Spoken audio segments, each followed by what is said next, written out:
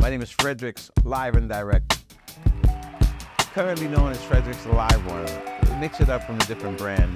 We're not rebranding, it's just a different, let's say we're modernizing the brand. So we have Fredrix LiveNDirect is the original, what I'm known for as far as Google is concerned. And in today's world, it's Fredrix LiveWire when I'm booking shows and going on tour. It's all I ever wanted to do.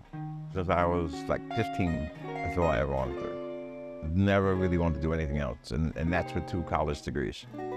Still never wanted to do anything but music. There is nothing more rewarding. As I always say, the music that's the purpose I was created. I believe that.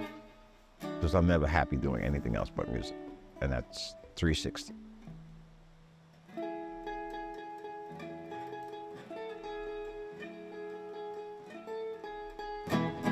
That's a Hendrix tune-up. When you hear Hendrix play live, before he plays, he always does a...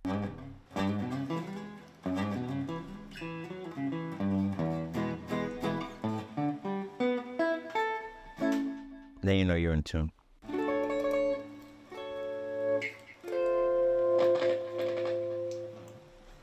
My mother is a gospel piano player and singer.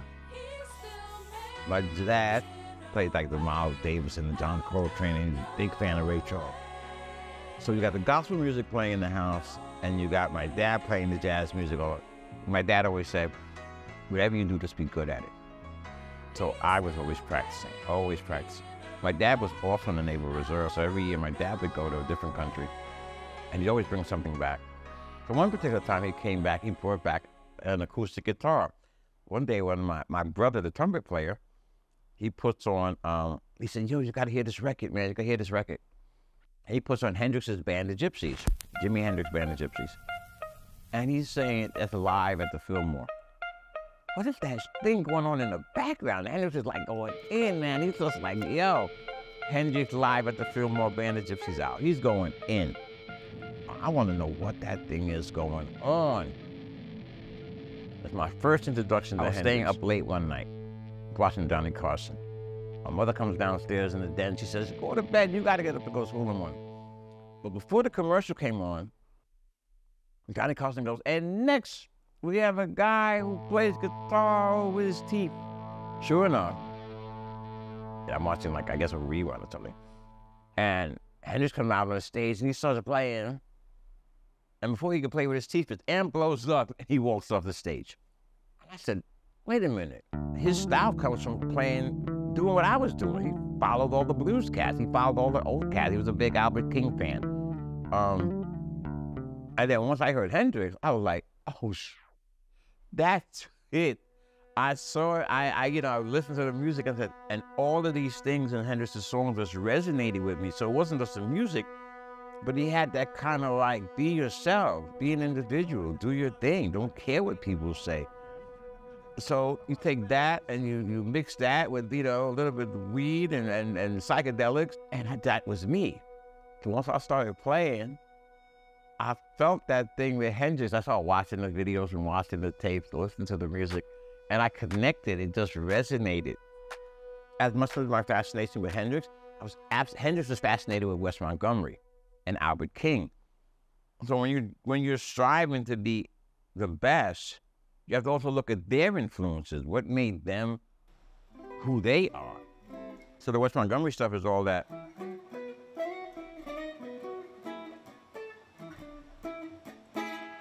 For his bands, I was doing the Hendrix show. The whole set was just Hendrix shows, everything from Foxy Lady.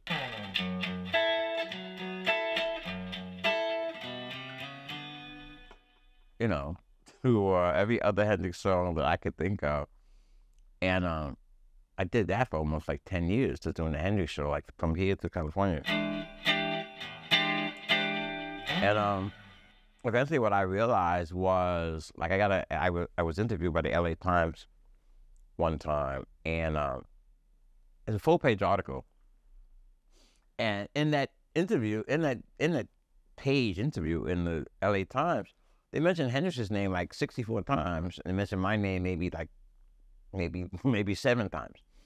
And that's when I realized, like, you know what? Doing this Hendrix show is good, but you're going to be known as the guy that sounds like Hendrix, and you won't have your own identity. It just evolved. It grew on its own, because now I was no longer the guy that sounded like Hendrix. I was Fredrix, and people separated it.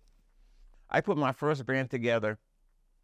We were together 8 weeks before I got my first contract with CBS. We were playing down in the Village, playing punk rock. Got a deal with CBS. One of their subsidies, JSR Records. We recorded the No Reason album, me, Bob, and Lou. Label gave us $3,500 each in advance. That was my first live, working with the label and working in the studio. The thing about studios and labels is that they have something called quality control. So we record the album, 12 tracks, 1 jazz track.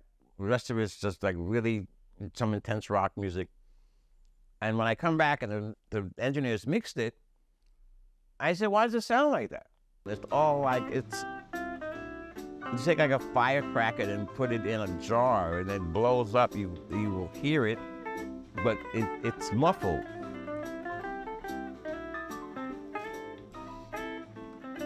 My friend Daddy O, who was from the Stetsasonics on the Tommy Boy label, and I did their first album.